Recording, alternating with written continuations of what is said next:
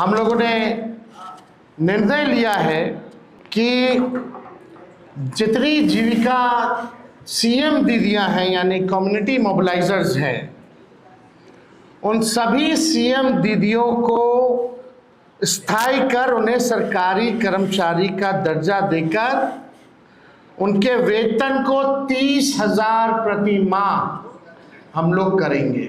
मुख्यमंत्री महिला रोजगार योजना शुरू की जा रही है। इस योजना से अब तक, जैसा मुझे बताया गया, 75 लाख बहनें जुड़ चुकी हैं।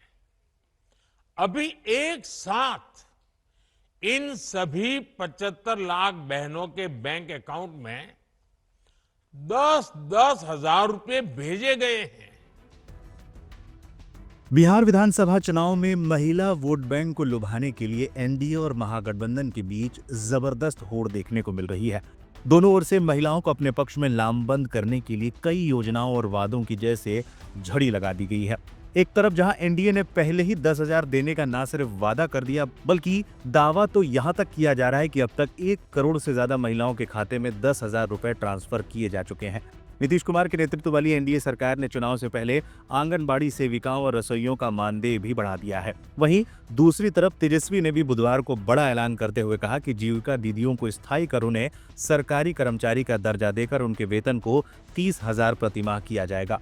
इसके अलावा तेजस्वी ने कई और बड़े वादे भी कर दिए। उन्होंने इससे पहले बिहार के हर परिवार में एक सरकारी नौकरी का भी वादा किया था।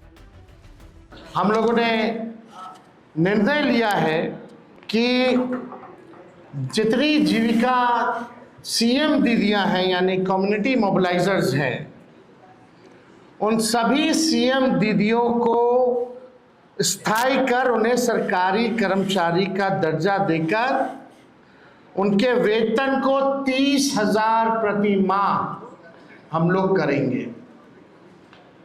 ये कोई मामूली घोषणा नहीं है। ये कई वर्षों से हमारी जीविका दीदियों की मांग रही है कि जीविका दीदियों को स्थायी किया जाए। आज हम कह रहे हैं कि जितनी जीविका दीदी, जितनी सीएम दीदियां हैं, उनको स्थायी किया जाएगा और 30,000 रुपये प्रति माह हमारी सरकार बनने पर उन जीविका सीएम दीदियों को दिया जाएगा।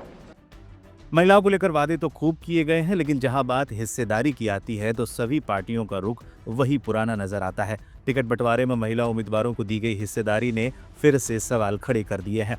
साफ नजर आया है कि पार्टियों की कथनी और करनी में बहुत फर्क है। बीजेपी ने महिला आरक्षण बिल संसद से पास तो करा लिया है, लेकिन अभी इसके लागू होने में वक्त है। लेकिन उम्मीद थी कि बिहार चुनाव में एनडीए महिलाओं को ठीक ठाक संख्या में टिकट देगी, लेकिन जब नाम सामने आए तो पता चला बीजेपी ने सिर्फ 13% महिलाओं को ही टिकट दिया है। बिहार में आंकड़ों के हिसाब से सबसे ज्यादा टिकट राजद ने दिए हैं, जिनका आंकड़ा 16% तक जाता है, लेकिन इसे भी जानकार संतोषजनक नहीं मान रहे। महिला वोटर्स को साधने की कोशिशों के बावजूद दोनों ही प्रमुख गठबंधनों द्वारा टिकट बंटवारे में महिलाओं को ज्यादा तरजीह नहीं दी गई है। टिकट बंटवारे में महिलाओं की हिस्सेदारी। आरजेडी ने 143 सीटों पर चुनाव लड़ते हुए 24 महिलाओं को टिकट दिया है, जो कुल उम्मीदवारों का 16% से थोड़ा अधिक है। कांग्रेस ने 61 उम्मीदवारों में से 5 महिलाओं को टिकट दिया है, जो 8% से अधिक हिस्सेदारी है। जेडीयू और बीजेपी ने अपने 101 उम्मीदवारों में से 13 महिलाओं को मैदान में उतारा है, यानी दोनों ने 13% हिस्सेदारी दी है। एनडीए की सहयोगी चिराग पासवान और उपेंद्र कुशवाहा की पार्टियों ने कुल 6 महिला उम्मीदवारों को मौका दिया है। जीतन राम मांझी की पार्टी ने 6 सीटों में से 2 महिलाओं को टिकट दिया है, लेकिन दोनों ही उनके परिवार और रिश्तेदार हैं। महिला वोट बैंक का बिहार में खासतौर पर पिछले कई चुनावों में नीतीश के पक्ष में जाना देखा गया है, जिसके पीछे शराबबंदी और महिला सेल्फ हेल्प ग्रुप, बिहार ग्रामीण आजीविका मिशन से जुड़ी जीविका दीदियों जैसी योजनाओं को माना जाता है। अब देखना है इस बार बिहार की आधी आबादी किसे वोट करती है। बताते चलें, बिहार विधानसभा चुनाव 2025 2 चरणों में होने हैं। पहले चरण का मतदान 16 नवंबर को, जबकि दूसरे चरण का मतदान 11 नवंबर को होगा। वहीं वोटों की गिनती 14 नवंबर को होगी।